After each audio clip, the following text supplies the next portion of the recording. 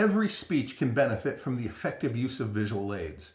Visual aids can help tell a story in the minds of listeners. It can help explain complicated statistics and can be points of attention throughout your speech for your audience.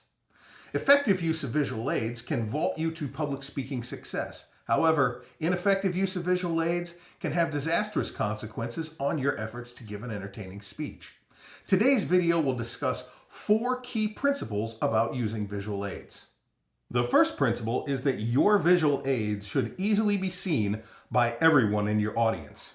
Although this seems obvious, I've seen lots of speeches where students get up and they have a visual aid that's impossible to see. Take, for example, this light bulb. Let's suppose I'm giving a speech about how LED light bulbs work, and I want to use this in my speech. Well, you can see it clearly here in the video, but now imagine that we're in a classroom and it's about 25 or 30 feet to the back of the classroom. The people in the back won't be able to see this very well, especially if I take it apart and I show different parts and how they relate to each other.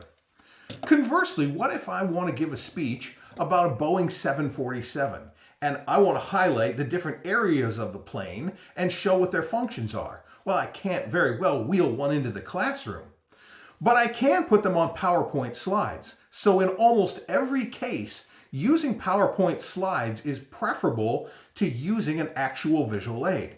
I can put this light bulb, for instance, or anything else small on a PowerPoint slide to magnify it. I can also take something big, like an airplane or a cruise ship or the moon, and I can reduce the size of it to fit on a PowerPoint slide. Almost everything can be the perfect size on a PowerPoint slide. You can also add labels to them. So when in doubt, go for PowerPoint. The 2 key words in this principle are easily and everyone. Everyone in the room should easily be able to see your visual aid. Not barely be able to see it, not make it out, but easily be able to see it. For that reason, PowerPoint slides are best. But oftentimes when people put text on a PowerPoint slide, the text is too small or the photograph is too small. Here's an interesting trick for making sure that your text is the right size. Take a look at this. You can copy an eye chart, just like the ones you see in a doctor's office, to a PowerPoint slide. Then go into the room where you're planning to give your speech. Put this up on the screen and go to the back of the room and see how easy it is to read. Of course, just like in the doctor's office, you won't be able to read some of the text.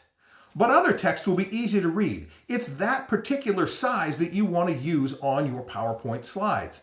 So when you go back to actually construct your PowerPoint slides, simply pull up the eye chart and use the size of the font that you saw in the room that was easiest to see.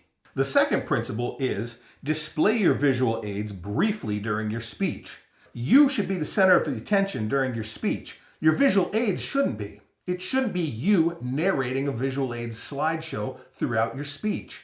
The visual aids are there to aid you and to help you. You're not there to be an aid for the visual images. You can achieve this simply by only having slides visible when you're directly talking about them. Don't leave slides up after you're done talking about them, and don't put them up before you're ready to talk about them. This can shift the audience's attention from what you're saying in the current moment to what you might be saying in the future. Or if you leave something up, they may continue to look at it while you've moved on in your speech. So use the aids sparingly. Put them up, talk about them, and then black them out so the audience can't see them when you're done. All PowerPoint remotes come with a blank button. Press the button and the screen goes blank. Use this after you're done talking about a slide and moving on to the next idea. Remember again, you want to be the center of attention during your speech, and visual aids are just that. They're aids. The third principle is limit the number of slides in your presentation. There are 2 reasons for this. One, we've already mentioned, the focus should be on you during your speech. And the second one is you don't want to overload the audience with too much information either. A good rule of thumb is no more than 3 slides in a 10-minute speech. If you're giving, say, a 5 to 7 minute speech, 3 slides again would probably be the maximum. Think about how many main points your speech has. 1 slide per main point will usually work just fine. I've seen successful speeches that were 5 to 7 minutes that only used 1 or 2 slides. That's fine too. What you want to do is ask yourself, What is it in my material that needs to be further explained through a visual aid? And only use visual aids for that purpose. Don't use them just for decoration or just to take up space in your speech. They have to have a purpose. And for that reason, 3 slides is a good maximum to have.